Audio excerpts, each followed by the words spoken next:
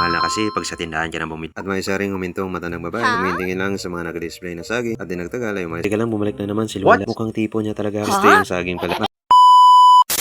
Hello guys, what's up? Welcome to my vlog. And for today's video, noong nakaraang araw nga pala ay natusan ako mag-pick up ng uling. At dito lang naman yan sa kabilang sityo namin, sa barangay din namin. Itong mga uling nga pala na ito ay bibinta din namin sa bayan. At nagkataong tapos na rin yung ati-atihan dito sa amin. Pero okay lang yon, marami din namang nangangailangan sa pang-araw-araw na pagluluto nila. Medyo mahal nga naman pag gumamit nyo ng shilane or electric stove. Kaya kung gusto mo makatipid or wala kayong mga panggatong, ay mas maiging mag-uling na lang kayo. At pagdating ko nga doon sa lugar na pinipick upan ko ng mga uling, sabi nila sa akin ay kanina pa daw sila naghihintay. Ang sabi ko naman ay medyo maaga pa. Mga 7:30 na kasi ako dyan dumating sa lugar nila. At ito na nga, sila na lang daw yung magkakamada ng mga uling para madala na naman daw sila sa vlog natin. Siya nga pala, 8 sako lang yung naibigyan nilang uling sa amin. Ay binta pala. Nung una kasi ay nagsabi sila na 10 sako daw. Kaso lang nung nasa akin na nila ay 8 sako lang yung nauling nila. Pero okay na yon, medyo marami rin naman yung nauling nila. At saka pahirapan na naman yung maganap ng mga nag-uuling ngayon. Mahal na kasi pag sa tindahan ka nang bumili. May patong na tapos ibibenta mo pa ulit. Medyo masakit na yun sa bulsa ng mga bumibili. At medyo nagmahal na ngayon yung per sako ng uling. Kaya dagdag na naman sa budget natin kung tayo ay gumagamit ng uling. Yung dinagdagan nga pala ay tumulong na ako sa kanila. Medyo palpa kasi yung pagkakamada. Kaya ako na lang yung nag-ayos sa likod. Pati yung pagtali ay sinigurado ko na rin. At yun na nga, natapos na namin itong ikamada. At naisigurado ko na rin yung pagtali. At yun na nga, hindi na ako nagtagal. Nagpaalam na ako sa kanila. Pupunta pa kasi ako ng bayan. At pagdating ko nga sa bayan ay ganito yung mga ganap sa pisto namin. Dahil medyo maaga pa ay mayroon pa mga soaking bumibili. Meron niya pala ang isang matandang bumili ng 6 na tali ng barbecue stick. Tapos may bumili rin ng 1 kilong saging kay nanay. Natin niya pa talaga doon sa labas. Iwan niyo kung bakit. Umiiwas lang siguro sa kamera natin. Ayaw siguro mapakita ng mukha niya. Tapos binigay ko na yung sukli at barbecue stick sa matanda. At nakaplastic na pala yun. At may isa ring humintong matandang babae. Humihintingin lang sa mga nag-display na saging. At dinagtagal ay umayos din. Akala ko bibili, hindi pala. Maling akala ko lang pala yun. Ano naman, malay mo bumili. Huli ko na napagtanto. Hinabol pa pala ni nanay yung matandang babae. Iwan ko kung bakit. Kasi sabihin na siguro may nakalimutan lang. Kaya nga pala 2 sako lang ng uling yung pinababa ni nanay sa akin. At iuwi ko pa sa bahay ang 6 na sakong natirang uling. Sakto lang kasi yung pisto namin dyan para sa mga paninda nakadisplay. Tapos idagdag pa itong mga sako-sakong mga uling. Mahirap na kasi pag andito sa pisto. Hindi na talaga mag-share. Tapos pahirapan din pala ang pag-repack nito dito. Masyadong masikip na sa dadaan. Kaya sa bahay na lang mas malawak pa yung pisto doon. Tapos doon na rin sa bahay i-repack. Teka lang, bumalik na naman si Lola. Mukhang tipo niya talaga. Gusto yung saging pala. Maraming salamat nga pala sa patingin-tingin ng mga saging namin ha. Naway bumalik ka ulit at bumili. Joke lang ha. Di na rin pala tumagal si Lola umalis na. Di pa talaga na kontento pati uling pinagtripan pala. Ganun tayo mga Pinoy. Diba tayo guys, binaba ko na nga pala yung 2 sakong uling. At ako'y uuwi pa. Medyo magaan niya pala yung uling nila. Yun daw yung maganda, di ba? Ano raw?